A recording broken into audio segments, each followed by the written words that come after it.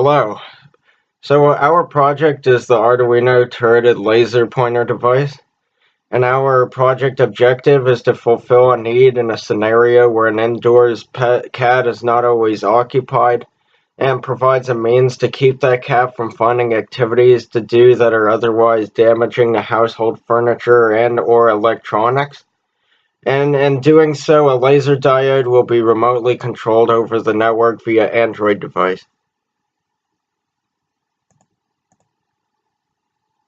Now our project components consist of an Adafruit mini pan till kit which houses two microservos. So it's going to serve as a base for the laser to be mounted on and is also the vehicle by which the device receives its vertical and horizontal movement. And then we also have the Arduino Uno Rev 3, which is the microcontroller that is the brains of the operation. And we have the Robot Geek sensor shield, which is attached to the Arduino board and resolves underpowered servos that would normally be limited by the Arduino's built-in 5-volt regulator.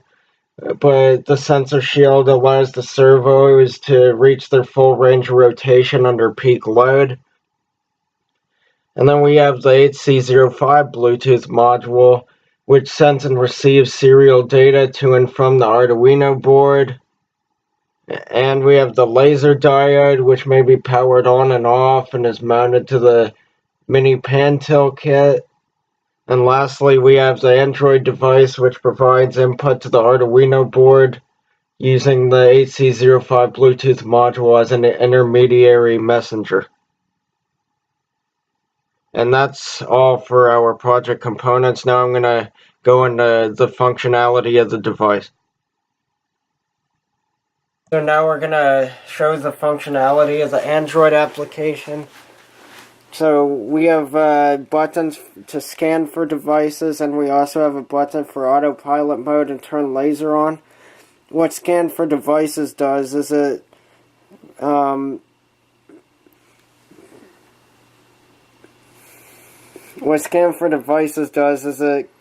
creates a list view that's populated with Bluetooth devices and their addresses, and you select the one that the laser pointer is currently connected to.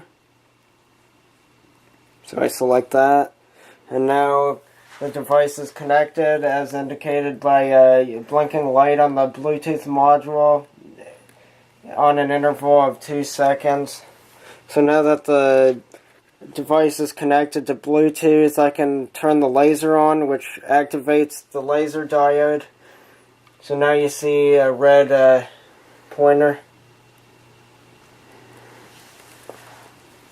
And right now the device is actually in manual override mode as indicated by the notification, so I can provide input to the device using a D-pad, a virtual directional pad.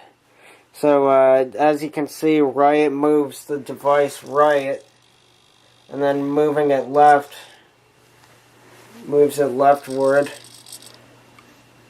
and same with upwards and downwards. And then if I wanted to put the laser into autopilot mode, which is the autonomous mode, I would click this button. So now the device is moving autonomously without user intervention.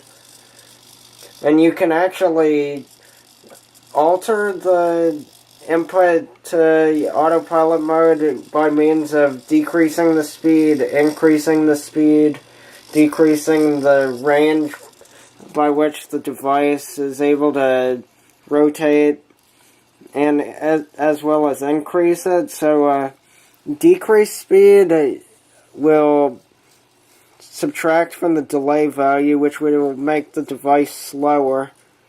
Not by too much of a noticeable amount, but it slows it down. And then if I were to increase it considerably, I'm just going to click this a couple times to show how much faster it can get.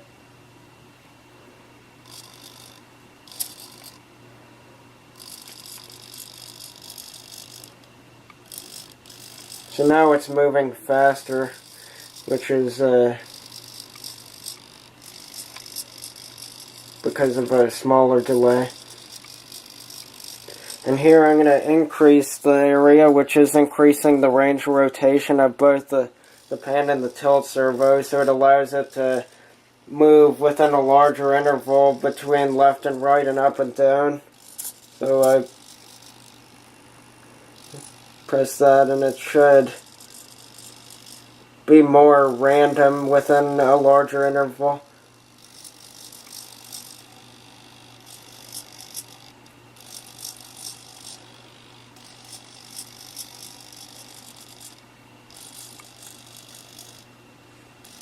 And then by decreasing the area, I decrease the interval by which both the pan and the tilt servos are able to rotate. So you should notice that the general range of rotation is smaller.